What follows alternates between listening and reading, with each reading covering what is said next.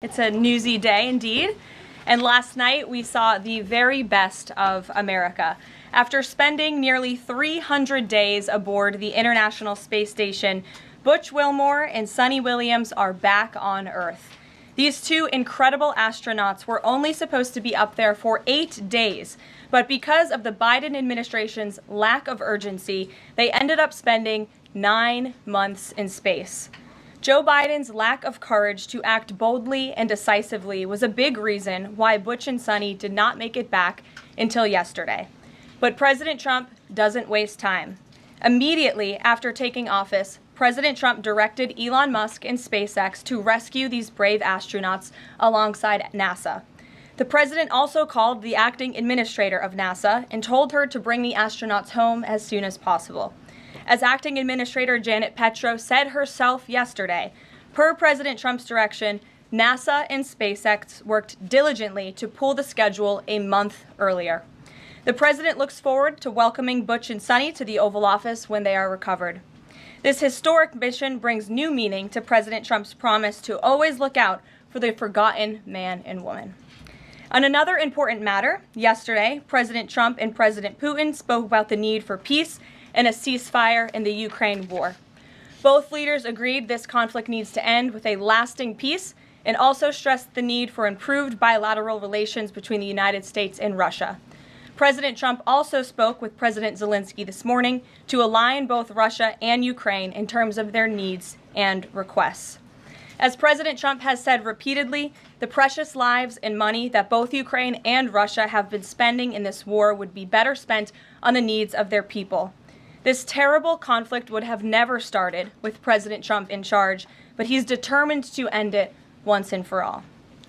President Trump also promised maximum transparency and a commitment to rebuild the trust of the American people in our intelligence community. Part of that promise was to fully release previously classified records related to the assassination of former President John F. Kennedy, and he made that happen yesterday. This historic release consisted of approximately 80,000 pages of previously classified records that are now published. The records are available to access either online at archives.gov/JFK or in person, accessible to the American people at the National Archives in College Park, Maryland. Records that are currently only available for in-person viewing are being digitized and will be uploaded in the coming days. On another note, positive economic data continues to pour in, showing the immediate impact of President Trump's pro-growth agenda. After suffering a steep decline in the final year of the Biden administration, the manufacturing sector came roaring back in February. Industrial production surged in February, these are new numbers, 3 times at a greater 3 times rate than the expectations to its highest ever recorded level. And President Trump's laser focus on massive deregulation and unleashing our domestic energy industry is leading to stabilities for Americans' bottom lines. As Newsweek summed it up today, gas prices are plummeting under President Trump. And the Trump administration continues to make American communities safer through our ongoing mass deportation campaign of illegal alien criminals. Yesterday, FBI Director Kash Patel announced the agency captured another fugitive from its 10 most wanted list, securing the extradition of Francisco Javier Roman Bardeles, a key senior leader of the brutal MS-13 gang. And the brave men and women of ICE also arrested a number of dangerous aliens across the country in recent days. You will see them on this screen. ICE San Francisco just arrested a citizen of Guatemala convicted of sexual battery. ICE New Orleans arrested a citizen of Ecuador convicted of rape in Suffolk County, New York. ICE Atlanta arrested a citizen of Mexico convicted of assault by strangulation. ICE Dallas arrested a citizen of Mexico convicted of assault with a firearm and rape with a foreign object. And ICE Houston arrested a citizen of Guatemala convicted of indecent sexual contact with a child in Texas. These are heinous criminal alien monsters who the previous administration allowed to flood into our country. And every time President Trump and this team deport one of them, our country becomes safer. Finally, before I open it up to questions, I want to tout how successful our efforts have been in filling out President Trump's administration. There have been a record number of 281 Senate confirmed nominations already, with another 280 in process. Here at the White House, OPM and GSA, we have filled 100% of the total number of slots. And this is a record number of placements in the first 58 days of any administration, and a testament to the caliber and the sheer quantity of talented people who want to work for President Trump to make America great again. Here in our new media seat today, we have Katie Pavlich. Katie is the editor of townhall.com, which is a subsidiary of Town Hall Media. It's a leading conservative news and opinion outlet based right here in Washington, D.C., with writers and journalists reporting around the country. Last year, Town Hall Media had 60 million unique users and 1.4 billion page views, with a broad reach on a number of social media platforms. With that, Katie, please kick us off. Thank you, Caroline. Really appreciate it. Sure. Thank you. So given the back and forth with this U.S. District Judge and the administration's use of the Alien Enemies Act, does the President plan to send new and additional flights of Venezuelan gang members, now designated as foreign terrorists, from the U.S. to El Salvador or elsewhere? Can Americans expect to see those flights sometime soon? Americans can absolutely expect to see the continuation of the mass deportation campaign that has been successfully led by this president, Secretary of Homeland Security Kristi Noem, and also our Secretary of State, Marco Rubio. Since you brought up the judges, I would like to point out that the judges in this country are acting erroneously. We have judges who are acting as partisan activists from the bench. They are trying to dictate policy from the President of the United States. They are trying to clearly slow walk this administration's agenda, and it's unacceptable. As the President said last night, we will continue to comply with these court orders. We will continue to fight these battles in courts, but it's incredibly apparent that there is a concerted effort by the far left to judge shop, to pick judges who are clearly acting as partisan activists from the bench in an attempt to derail this president's agenda. We will not allow that to happen. And not only are they usurping the will of the president and the chief executive of our country, but they are undermining the will of the American public, tens of millions of Americans who duly elected this president to implement the policies that are coming out of this White House. And then one more question. Senate Minority Leader Chuck Schumer said yesterday that he was united with Democrats in working against Americans who, quote, their attitude is, I made my money all by myself, how dare your government take my money from me? Or, I built my company with my bare hands, how dare your government tell me how to treat my customers? What is the president's response to this, given his upcoming tax agenda and need to work on Capitol Hill? Well, we certainly hope that Democrats all of a sudden are for more money in the pockets of the American public. The president has made it incredibly clear that he is committed to tax cuts. He is committed to passing a big reconciliation package later this year, ending no taxes on tips, taxes on overtime, no taxes on Social Security for our hardworking seniors. And we encourage everybody on Capitol Hill to support that when it comes to the finish line, especially Democrats who clearly need a boost from the American public right now. Their approvals are at an all-time record low. Thanks for being with us, Katie. Garrett.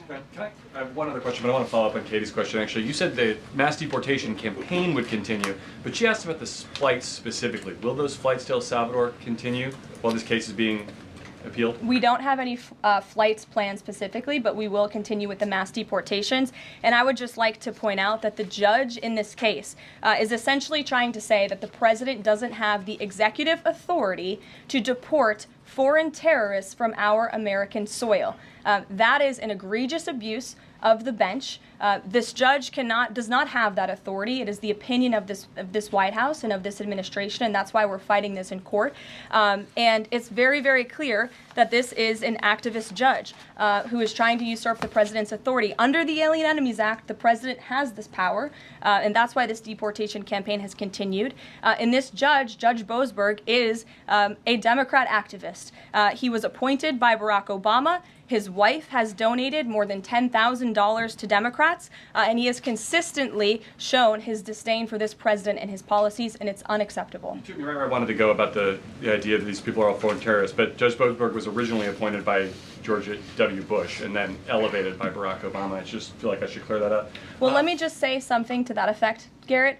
67% of all of the injunctions in this century have come against which president? Donald J. Trump. Let me say that again. 60% of the injunctions by partisan activists in the judicial branch have come against President Donald Trump, and 92% of those have been from Democrat-appointed judges.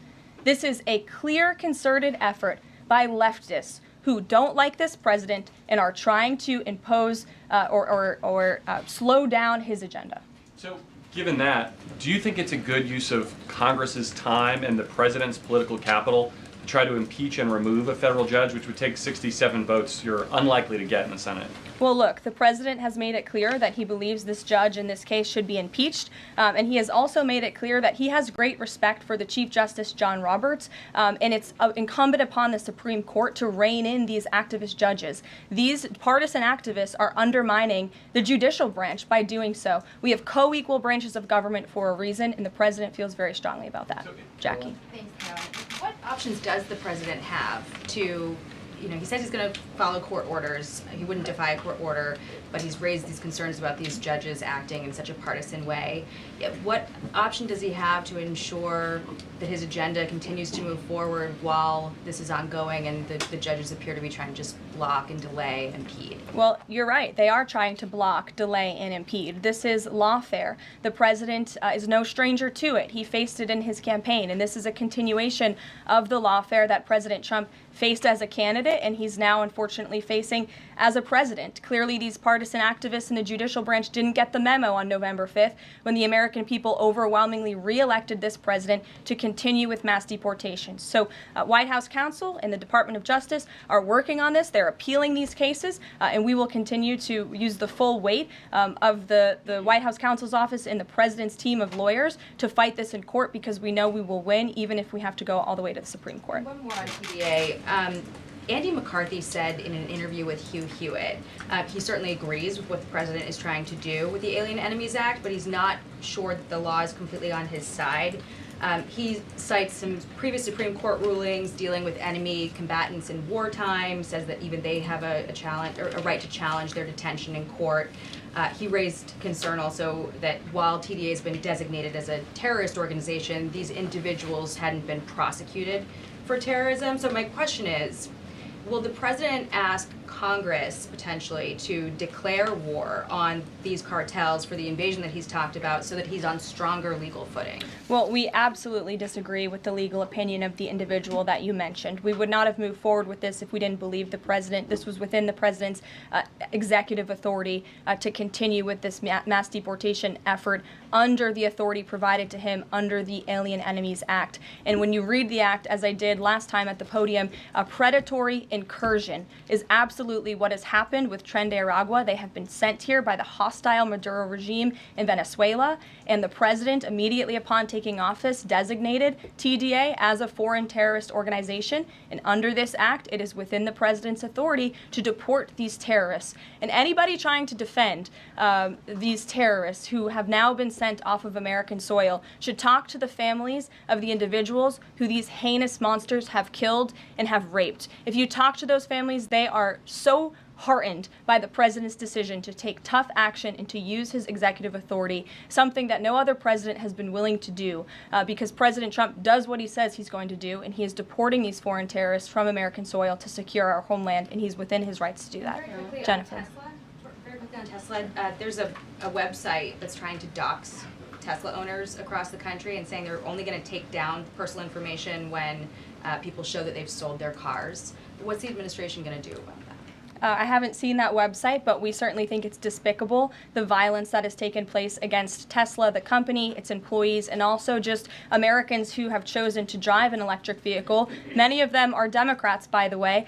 Democrats were big supporters of Tesla and of electric vehicles until Elon Musk decided to vote for Donald Trump. So we would like Democrats to also come out and condemn this heinous violence that we have seen, and I believe the Attorney General has said she's investigating these incidents as acts of domestic terrorism. Jennifer. On Ukraine, can you say, is the White House going to pause foreign military aid or intelligence sharing with Ukraine, as Russia says it's pushing for, and then have a follow-up on the Federal Trade Commission? Sure.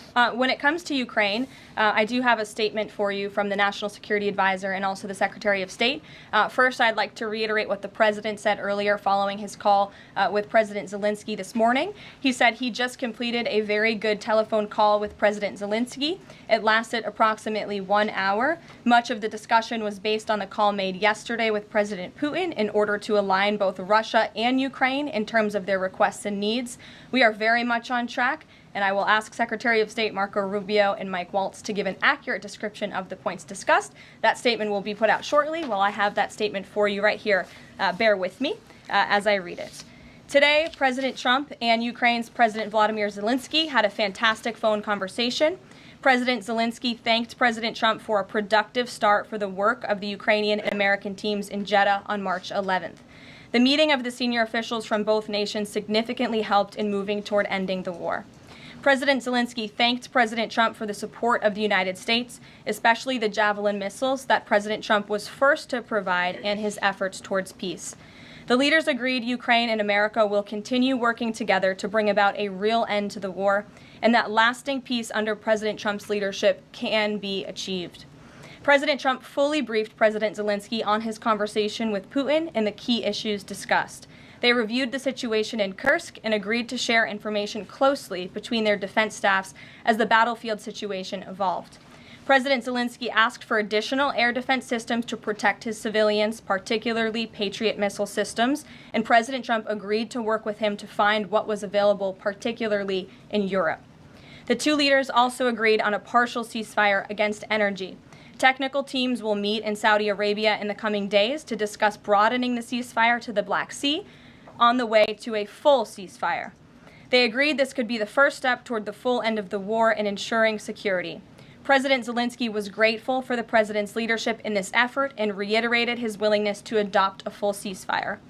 President Trump also discussed Ukraine's electrical supply and nuclear power plants. He said that the United States could be very helpful in running those plants with its electricity and utility expertise. American ownership of those plants would be the best protection for that infrastructure and support for Ukrainian energy infrastructure. President Zelensky also thanked President Trump for continuing to push humanitarian concerns, including the exchange of prisoners of war. He noted they had just had a successful exchange and thanked the president for his leadership on that. President Trump also asked President Zelensky about the children who had gone missing from Ukraine during the war, including the ones that had been abducted. And President Trump promised to work closely with both parties to help make sure those children were returned home. They agreed all parties must continue the effort to make a ceasefire work. The presidents noted the positive work of their advisors and representatives, especially Secretary Rubio, National Security Advisor Mike Waltz, Special Envoy Kellogg, and others. The presidents instructed their teams to move ahead with the technical issues related to implementing and broadening the partial ceasefire. The presidents instructed their advisors and representatives to carry out this work as quickly as possible. The presidents emphasized that in further meetings, the teams can agree on all necessary aspects of advancing toward lasting peace and security. That is a lengthy statement that was just given to me, so thanks for bearing with me. Our office will, of course, provide this after. And as you know, as I just pointed out in the statement, the president's team of negotiators and national security experts will be heading to Saudi again later this week to continue working on and ironing out the details. But I would just like to emphasize we have never been this close to peace, and it's only because of President Trump that we are here. I think a couple of years ago, as you all reported on the war, it was incomprehensible to have a partial ceasefire in this conflict. And today, that is true because of the leadership of this president. So you said Mary. they agreed to closely share information between their defense staffs. Does that mean all intelligence sharing will continue? So the White House is rejecting Russia's request to pause that? Intelligence sharing in terms of defense for Ukraine will continue to be shared. Mary. Thanks, Caroline. I have two questions. One on the United States Institute of Peace and then on the Supreme Court, if that's okay. Sure. So on the United States Institute of Peace, this is a little bit wild. I understand the old president refused to leave after he was removed from his position. He barricaded himself in his offices, had to be escorted out by police, left the building without Wi-Fi, telephones, elevators, and more, and is now telling media that Doge broke in and illegally removed him. So can you comment on this sequence of events and specify, did Doge illegally enter? I'm really glad you brought this up, Mary. We were made aware of this story by individuals at Doge, at Elon Musk's team, and also at the State Department who were unable to access this building. And it became very clear that there was a concerted effort amongst the rogue bureaucrats at the United States Institute of Peace to actually physically barricade themselves essentially inside of the building to prevent political appointees of this administration who work at the direction of the President of the United States to get into the building. There was a piece in the Daily Caller, thank you for sharing the truth on this, about what happened. Staff contacted the MPD in an attempt to prevent DOJ personnel from entering. They barricaded the doors. They also disabled telephone lines, internet connections, and other IT infrastructure within the building. They distributed flyers internally, encouraging each other to basically prevent these individuals from accessing the building. I use this to say this is what DOJ and this administration is facing. It's a resistance from bureaucrats who don't want to see change in this city. President Trump was elected on an overwhelming mandate to seek change and implement change, and this is unacceptable behavior. Thank you. And just really quick on the Supreme Court, I know it's been almost 3 years now since the leak of the draft Dobbs opinion to Politico, actually. A leak which sparked protesting outside the homes of the justices and even brought on one attempted assassination attempt. I know Justice Alito said that it made the justices targets for assassination, but yet the Supreme Court has not tracked down any leaker. Does the White House have interest in finding out who that leaker was, and can you comment on that at all? I know generally speaking the president has an interest in finding leakers and he believes it's unacceptable, and it's the position of this administration. You've seen the Secretary of Homeland Security has taken tough action at her agency. Leaking is unacceptable to this president and to the leaders across the board in this cabinet, especially when it puts people in harm's way. Sure. Thank you, Caroline. A mom whose daughter was forced to change in a locker room with a biological male at school files a complaint with the DOJ. How will the Trump DOJ deal with violations of President Trump's orders protecting women and girls like this?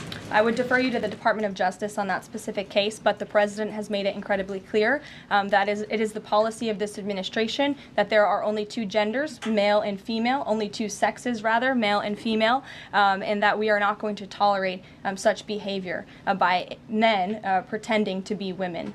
The president will continue to strongly stand for the rights of women and girls, not just in sports and on athletic fields, but also in private spaces like locker rooms and bathrooms. Sure. Go ahead.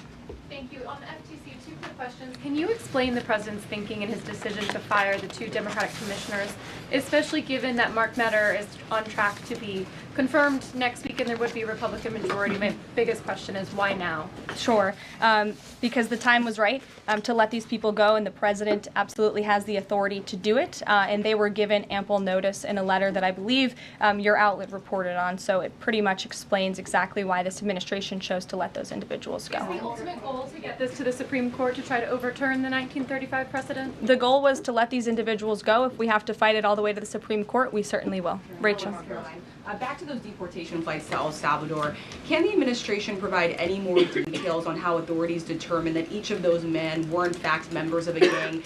And if the White House can publish images, photos, videos of those men, why can't the administration just release basic information like their identities and names? We are not going to reveal operational details about a counterterrorism operation, but what I can assure you, as I said on Monday, we have the highest degree of confidence in our ICE agents and our Customs and Border Patrol agents who have committed their lives to targeting illegal criminals in our country, particularly foreign terrorists, and they had great evidence and indication. They have the highest degree of professionalism, and they were 100% confident in the individuals that were sent home on these flights and in the president's executive authority to do that. To follow up, I know in the last briefing you cited privacy concerns as a reason why the administration may not be able to reveal the identities. What exactly are the privacy rights of immigrants who were deported that the administration says were dangerous enough to be sent to El Salvador and sit in a prison? Again, as I just said, we're not going to reveal the operational details of a counterterrorism operation for quite obvious reasons. We're trying to combat terrorism here in the United States of America. Jeff. I could ask something else about the phone call yesterday. There was a couple different readouts from the Kremlin and the U.S. on a couple different points. One was energy and infrastructure. The U.S. statement said energy and infrastructure. The Kremlin said energy infrastructure. What is your understanding of what the actual substance of that disagreement was? Then I have one other question on that. I would defer you to the readout that was provided by the White House. That's our understanding, and that's the truth. And if I could ask a question about the judge as well. How does a president define a bad judge? Is it just someone who disagrees with him?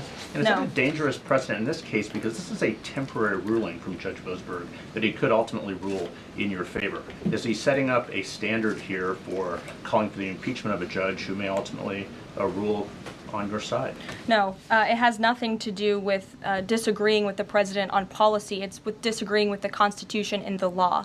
And it's trying to usurp the authority of the executive branch of this country. It's having baseless reasoning for these injunctions. And it's a clear effort by these judges to slow roll this president's agenda. And if you just look at the injunctions that this president has faced, deporting foreign terrorists from our homeland, hiring and firing of executive branch of employees, which when the president is the executive of the executive branch. You also see an injunction by a partisan activist judge when it comes to the Secretary of Defense trying to determine the readiness of our troops and the qualifications of our troops in our armed forces. Does a single district court judge really have more authority over the Commander-in-Chief and the Secretary of Defense to determine who should serve in our United States Armed Forces? Absolutely not. Anyone who has taken a basic civics lesson can understand that, and it's ridiculous lawfare that we are witnessing. The president said he supports.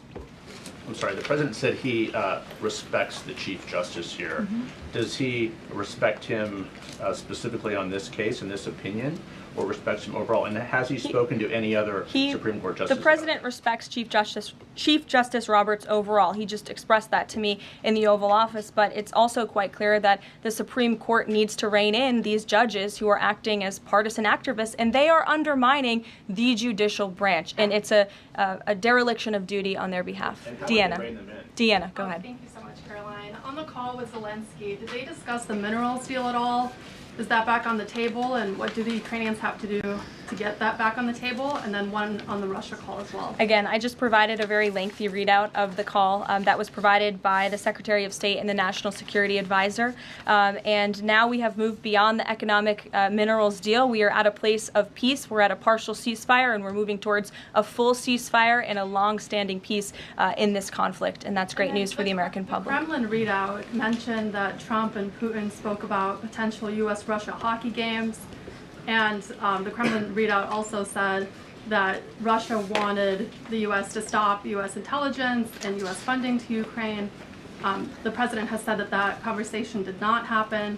Just wondering if you can get us any more clarity on that. And also, again, if it's energy infrastructure or if it's energy and infrastructure, because I think there is a big difference between that. Again, as for the readouts of the call, I would defer you to ours. And when it comes to the topic of hockey, it did come up. However, we're more interested in securing a peace deal than scheduling hockey games right now. Sean. Hey, about the deportation flight. So was it the president himself who directed the planes to stay in the air after the judge ordered them to turn back? The president signed invoked the Aliens Enemies Act with a proclamation, which then directed the Department of Homeland Security and the Department of State to move forward with the plan of action. And as I said yesterday, all of the planes that were subject to the judge's written order took off before the order was submitted in court. I was asked and answered that question multiple times yesterday. Kate, go ahead.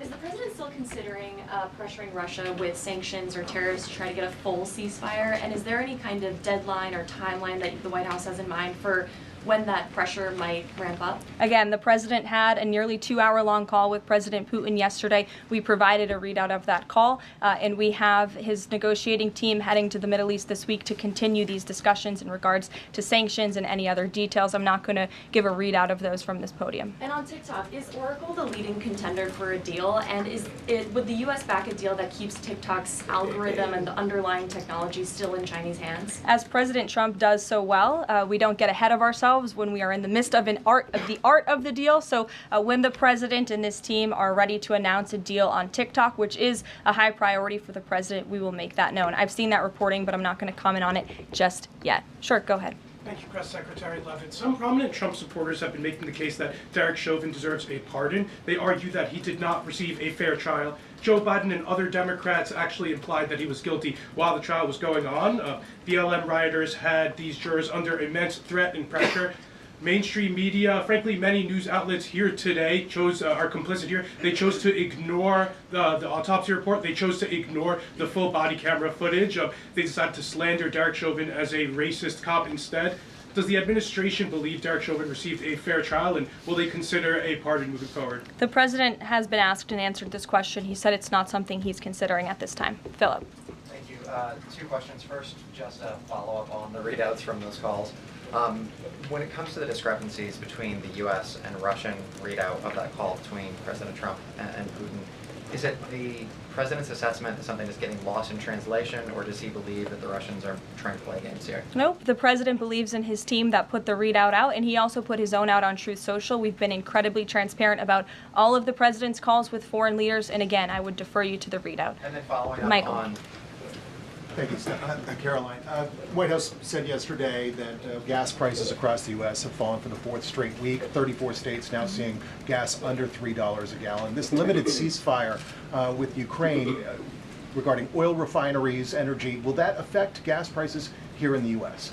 Well, it's certainly the president's hope that gas prices will continue to fall, and he's working every single day to ensure that we do. As you just mentioned, there's been very encouraging data. Inflation is cooling and gas prices are falling. The president has established a National Energy Dominance Council, and it's ultimately the president's goal. And this administration is working hard on it every single day to increase our energy production right here in the United States of America, to have it Trump energy boom like we saw in our first term, which will not only lead to lower fuel prices here at home, but also lessen the rate of inflation that was created by the previous administration. And one more on Tesla, Caroline. Tim Walz, Governor Walz, saying last night he frequently checks Tesla stock, in doing so to, quote, give me a little boost during the day. How should Americans view politicians who take pride in the downfall of an American car company? I think that's quite sad, but I think Governor Walz unfortunately is living a sad existence after his devastating defeat on November 5th.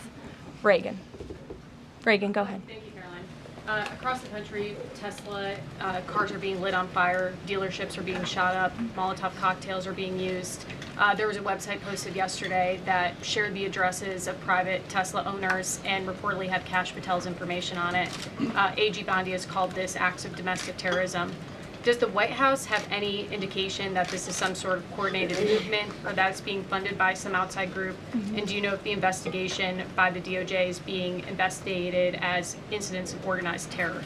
I believe the Attorney General has made her comments clear on that.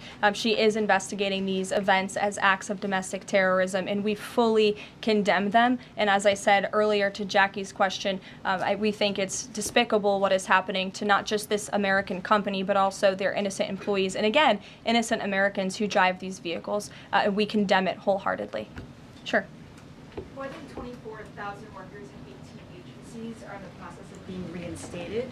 What is your message to these workers, and can you assure them they won't be fired again as the administration directs agencies to do more layoffs? Well, the administration is complying with the court's order. Again, as I have spoken about repeatedly, we think it's despicable that we have judges acting as judicial activists, partisan activists, trying to dictate who the president of the United States, the executive of the executive branch, can hire and fire. We have never seen anything like this. We are fighting this in court, and we will continue to fight it all the way to the Supreme Court if we have to. And as for federal employees, it's been the very common sense position of this president and the administration that bureaucrats here in Washington, D.C. need to show up to the office just like the rest of America. Middle-class Americans, from doctors to business owners to teachers to law enforcement officers, have to show up to their offices every single day. And the president has made it a clear priority that people in this city have to do the same. And we are also continue to be committed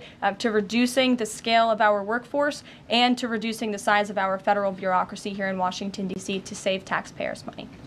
Annie, go ahead. Thanks so much. In the statement that you read, you referenced the president's interest in helping return Ukrainian children to their parents and to their families. There's an organization that provides intel and information about those children that their aid has been cut. It's a Yale University program that used foreign aid. And I'm curious if, as part of this new thinking with Ukraine, that aid might be unfrozen.